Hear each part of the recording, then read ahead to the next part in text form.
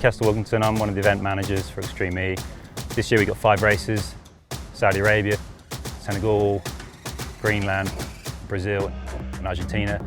My role as event manager is really, I see it, is to kind of set the stage for people to play their game. So I bring in everything that allows people to race. So we make sure that everything comes in off the boat. We coordinate putting the branding out, making sure that all our broadcast partners' kit is in the country, and we help them make sure they have their permissions. They start and they go right around the corner. If you look straight ahead, you can see a little sandstone rock before the big one. It's different colour. That's camera 1. So that's critical. That sets the tone for the whole event site. One of the problems we have with Extreme E is we're working in some of the most aggressive environments in the world.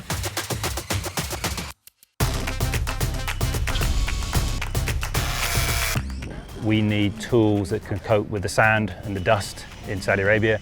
In Greenland, it's cold, it's windy, there's a lot of rain, and we're shipping them between these locations on the boat in a marine environment, so it's an aggressive marine environment. So we needed tools that were reliable and tools that we could deploy really, really quickly.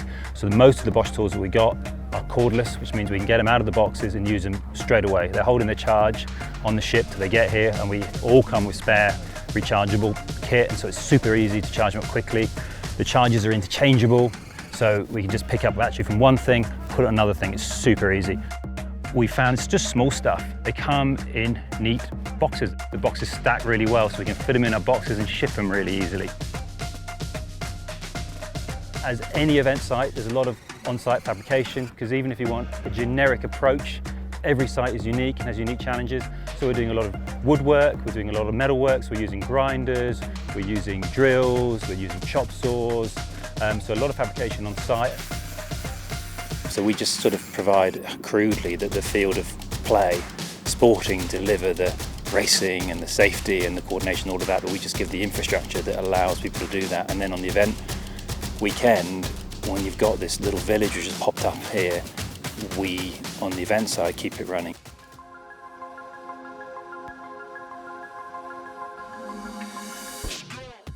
And this is the first day of the Alula event, so the teams are out at the moment on the track getting ready, so it's a really exciting moment. We've built over the last week 70 tents and filled them with all the equipment. To give you context, that's 50 containers load of equipment which has come off of the Santa Helena, and the paddock's set out behind me. We've got 48 hours of racing. The countdown's on. It just looks amazing. The place is beautiful, and I'm really looking forward to start the race and to try this electric car in these conditions. Loads of wheel spin from everywhere. Christopherson looks to have got the best traction on the outside line. There's always contact between them already. It's the Rosberg car that leads, but it's so difficult to see anything. Molly Taylor, who brings the car home to win the first ever semi-final. I mean, people talk about brushless technology, but it means it works. It's solid. The team find them really easy to use, and they're just reliable. So here we've got the Bosch 18-volt electric brushless motor grinder. It's brushless motor, it's very powerful. It works well in these conditions. Dust gets everywhere and it still works. Unless you have a reliable, durable product, then there's no point bringing it to site. You just end up breaking them and having to throw them away. But these work perfectly out here. Obviously, having battery chargers and batteries that can charge up and last a decent amount of time is fantastic, because we've got very little power out here. It's not like you can just plug a drill or a grinder or a circular saw into the mains power and cut away. You need battery powers, because we're working in places where there isn't any mains power.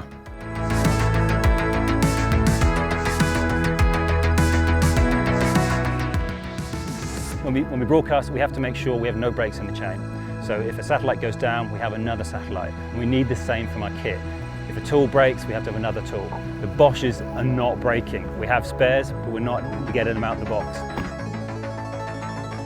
Green light on the outside, lots and lots of wheel spin for X44. Timmy Hansen with an amazing start. They're gaining on him now. Wonder if they've waited to use their hyperdrive just a little bit later. Christopherson goes out wide. Now he's going to make the cut back and try and carry the speed through the corner. Hansen leads Christopherson. Let's take a look and see who's in front. It's Johan. Johan has managed to get in front again as he kicks the car really high. Up at the front though, Christopherson has pulled a massive gap. Look. This is going to be Molly Taylor winning the first ever Extreme EX Prix. She crosses the line. She has done a fabulous job, and no wonder she is smiling, because her and Christopherson have brought that car home.